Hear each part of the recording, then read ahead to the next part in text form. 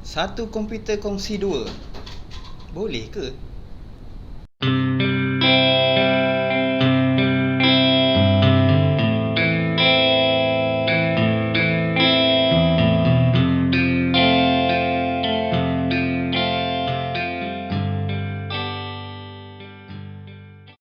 Okey, baik. Assalamualaikum warahmatullahi taala wabarakatuh. So, kembali lagi dalam Kafwa TV, rancangan Kafwa TV ya. So, macam topik kita pada hari ini, saya ada cakap satu komputer boleh kongsi dua orang. Macam mana cara dia? Perkara pertama, sekarang ni musim-musim COVID-19 ni, ramai masyarakat kita yang terpaksa tidak menghantar anak ke sekolah atas arahan kerajaan. Jadi anak-anak yang tidak bersekolah perlu menjalani PDPR di rumah. Jadi PDPR ni sesetengah golongan mampu untuk menyediakan anak-anak dia sebuah komputer riba, sebuah komputer untuk anak dia terus menjalani pengajian di rumah. Tapi ada juga sebilangan daripada kita yang tak mampu langsung untuk menyediakan komputer riba ataupun komputer untuk anak-anak mereka untuk terus menyambung pelajaran. Jadi mereka hanya mampu untuk menyediakan satu telefon bimbit yang mungkin bernilai rendah ataupun mengharapkan bantuan-bantuan kerajaan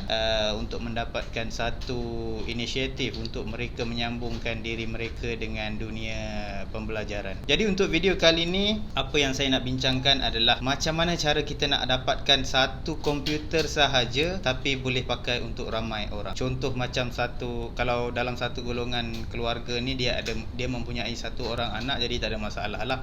So ibu bapa hanya perlu sediakan satu komputer saja untuk anak-anak mereka. Tapi bagaimana pula untuk yang ada 4 orang anak, untuk 2 orang anak dan 3 orang anak? Macam mana mereka nak menyediakan sampai 4 biji komputer untuk setiap anak mereka? Yang ini yang kita akan kongsikan untuk video kali ini.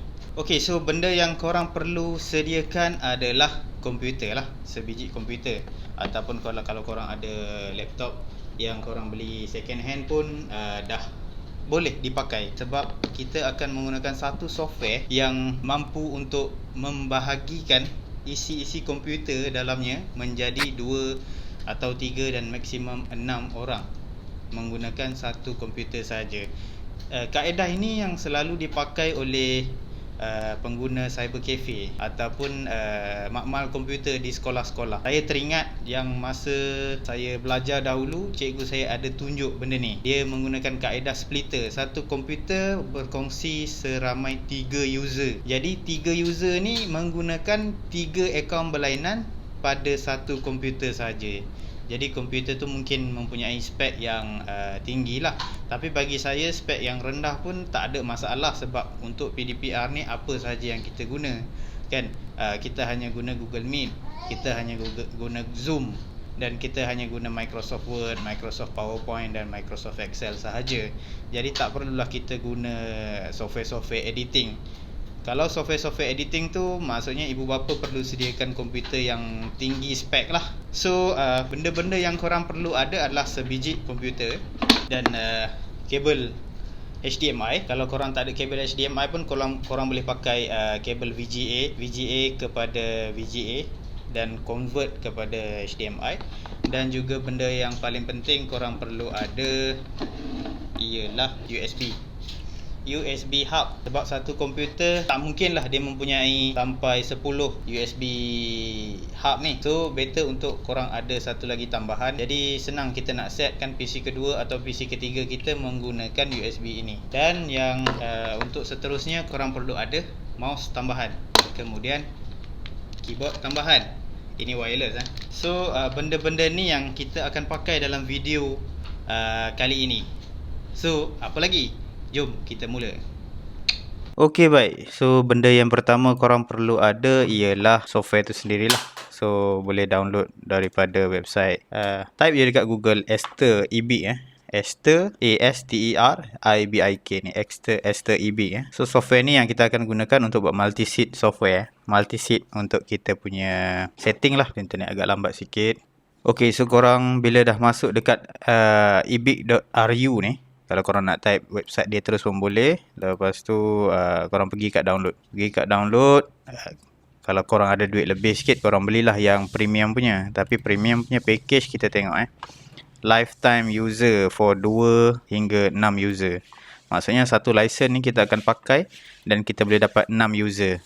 Tapi untuk dalam video ni saya akan pakai trial saja. So trial boleh set up sampai 2 saja PC. Jadi maksudnya kalau ada anak 4 orang, so korang kena set up 2 PC lah. Satu PC pakai trial, satu PC lagi pun pakai trial untuk dapatkan 4. So tekan je free trial ni 30 day dan korang download software dia. Saya dah download tadi. Jadi korang download software dia. Lepas korang download, korang boleh install So download dekat program sini setup Aster So kita install English, next. Yang ni next je, korang tak baca punya. Kalau korang rajin korang bacalah sampai habis dia punya agreement. Biasanya orang tak baca. Okay, next. Lepas tu ni just install saja. So tikkan semua sekali.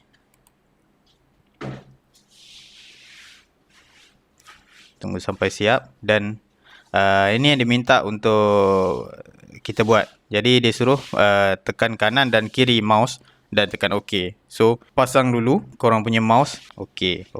Oh sorry, dia minta dekat keyboard. OK. So press any key on keyboard. Kita tekan space je lah. Lepas tu kita tekan OK. Lepas tu dia minta untuk kita restart. Jadi kita akan restart komputer lah. OK, so saya stop dulu video. Okay, so kita sambung semula. Lepas pada korang restart tadi, dia akan automatic terus keluar control panel ni lah.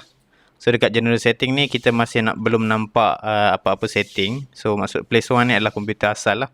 Place 2 ni komputer yang kedua. Nanti bila kita akan setting, dia akan automatic enable. Kemudian workplace ni adalah komputer yang kedua yang kita nak set up lah. So place pertama laptop kita yang asal. Ini monitor yang kedua kita belum sambungkan lagi. Lepas tu kita boleh tengok dekat spare. Spare kita hanya ada satu mouse. Dan share. Yang ini share ni kalau macam contoh korang nak setkan satu speaker. Maksudnya speaker untuk yang komputer pertama dia punya. Dan speaker untuk komputer kedua yang orang tu punya. So sekarang ni USB pun kita ada juga. Nanti bila kita sambung dengan USB hub yang saya tunjukkan tadi, kita boleh sambungkan kepada komputer yang kedua. So hub tu untuk komputer kedua sahaja. Dan apa yang ada di laptop itu komputer yang pertama. Okay, so maksud yang ini adalah hub yang USB pertama lah. So ini dia punya. Speaker ni pun dia punya. Nanti kalau kita sambungkan nanti, saya akan tunjuk. Saya akan transfer dan transfer. Okay, so apa yang korang nampak, saya dah dekatkan saya punya laptop dengan TV. Jadi kita akan sambungkan peralatan-peralatan yang saya tunjukkan tadi dalam video ni. So kabel HDMI tadi kita akan sambungkan daripada TV kepada laptop kita. Dan USB hub tadi pun kita akan sambungkan jugalah. So nanti kita akan setting dalam saya punya screen recording nanti. Saya akan tunjukkan selepas video ni.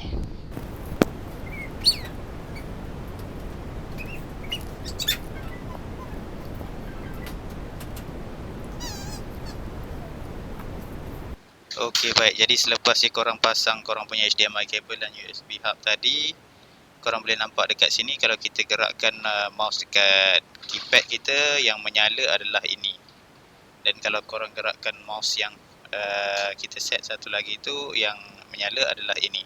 So ini adalah untuk PC nombor 2 So PC nombor 2 kita alih kepada PC nombor 2. Dan kalau saya tekan keyboard yang nombor PC dekat TV, dia menyala yang bawah. Jadi yang ni kita pindah sebab bila kita tekan yang dekat laptop, yang atas menyala. Kemudian yang ini adalah untuk speaker kita lah. Dan ini adalah speaker daripada TV. So kita ambil, kita letak dekat sini. Dan USB, kalau kita gerakkan mouse kita, USB ni menyala. Jadi ini adalah dia punya. So kita letakkan rangkaian ni semua dekat dia. Sorry, tak boleh. Yang ini 3.0, satu dia je. So yang ini dekat komputer kita. Okay. So ini semua sekali lah.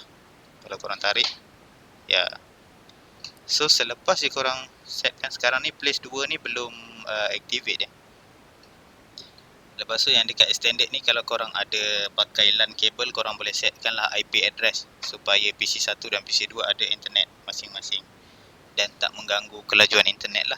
Kalau korang tak nak setting pun boleh, dia akan pakai IP yang sama. Kemudian next step adalah kita perlu addkan user account. Jadi korang hanya perlu control panel, korang pergi dekat control panel dan ambil user account ni, user account, manage another account.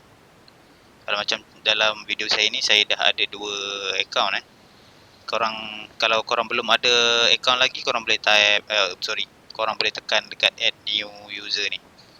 Add new user, korang add someone else to this PC. Lepas tu korang boleh, yang ni korang kena tunggu, bergantung pada internet korang lah, laju tak laju. So yang ini korang boleh tekan I don't have this person signing information. Kemudian add user without Microsoft account. So yang ni korang boleh letak lah Suparjo contoh kan. Suparjo, saya suka betul nama Suparjo ni. Lepas tu masukkanlah password dia, ayam atau ayam. Korang penuhkan je security question ni, korang kena jawab. Lepas tu korang just next Dah lepas korang tekan next nanti, dia akan adalah account tu dekat bawah ni. Kemudian korang boleh check balik, korang tekan balik user account dan korang masuk balik dekat manage another account ni. Dia akan ada Suparjo dekat bawah ni, kalau korang letak nama Suparjo lah. Sebelum tu kalau masa korang buka workplace ni, 1.2 ni tak ada, korang boleh check dekat spare ataupun dekat USB 3. Dia akan ada monitor lebih, dia akan 1.2, 1.3, 1.4. Kalau tak ada juga, korang kena tekan display setting ni. Masuk ke display setting ni, tekan button detect dulu. Kalau button detect tu tak berfungsi juga kalau dia ada tulis 1 dan kalau dia ada tulis 1 dan 2, 1/2, maksudnya komputer tu masih dalam keadaan yang orang kata apa, bersamaan lah. So sebab yang kat komputer nampak, dekat TV pun nampak benda yang sama. Jadi korang perlu tekan Windows P dalam keadaan duplicate sebelum ni. Jadi korang perlu tekan extend. Lepas korang tekan extend, dia akan automatic jadi macam ni. 1 di sebelah kiri, 2 di sebelah kanan. Ni untuk TV dan yang ni untuk laptop lah. Ok, so lepas korang setting macam tu, korang boleh tekan enable Aster dan reboot PC. Ok, baik. So untuk yang sekarang korang nampak PC masih lagi dalam keadaan yang sama. So dekat sini, dekat yang bawah tu, saya belum restart. So nanti saya akan tekan button restart dulu.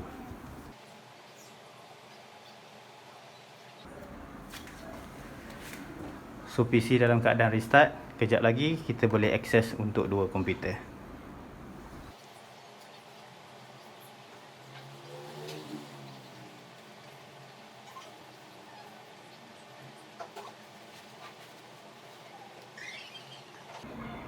Okey. So apa yang korang nampak sekarang ni, kita dah ada macam 2 PC So kita nak uji keberkesanan dia. Betul tak 2 PC? Tapi kita takkan test dekat PC ni dulu. So kita test dekat PC ni dulu.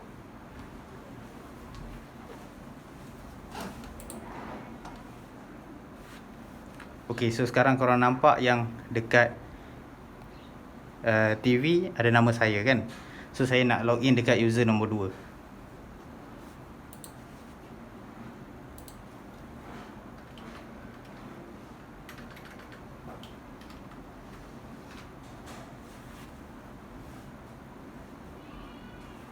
Hai. Ni sebab akaun kita baru set up akaun baru untuk user 2. Dan dalam masa yang sama saya akan aktifkan komputer ni.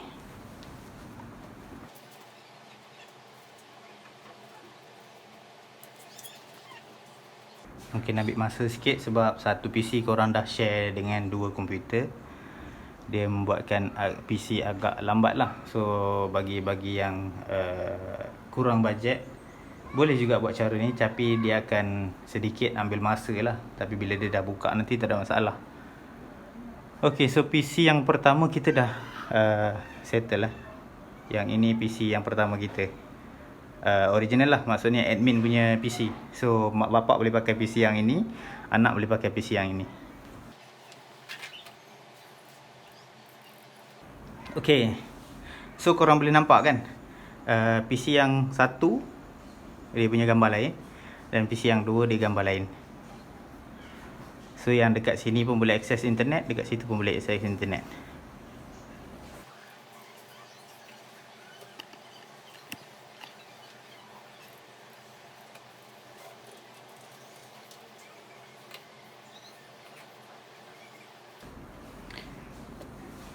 Internet dekat rumah slow sikit, pakai Maxis 3 Mbps.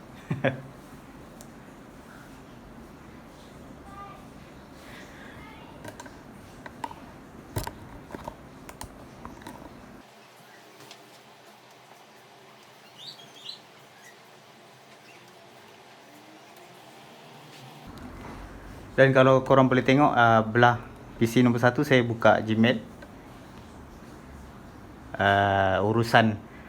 Urusan bapak lah di sini. So urusan anak di sini. So kita try sound, tengok macam mana. Adakah sound ini berbunyi di sini dan sound sana bunyi di sana.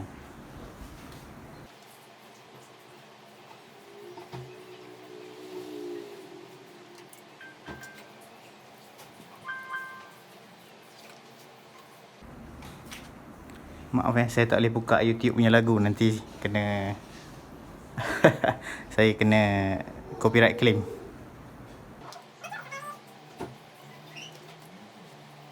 Okey, tak apa, sebab dia ada iklan je.